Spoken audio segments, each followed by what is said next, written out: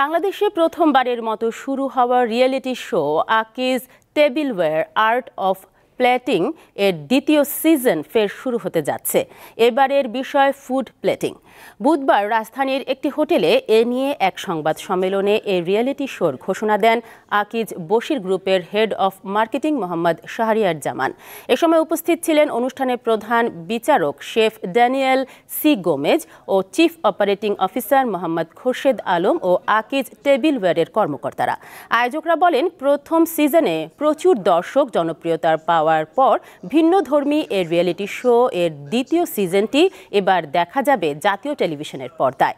এতে প্রথম runner up জিতবেন ৫ লাখ টাকা, দ্বিতীয় রানার আপ ৩ লাখ টাকা এবং শীর্ষ ৩০ প্রতিযোগী পাবেন crest certificate, culinary course, Akij টেবিলওয়্যারের এক্সক্লুসিভ ডিনার সেট সহ সর্বমোট ২০ লক্ষ টাকার পুরস্কার।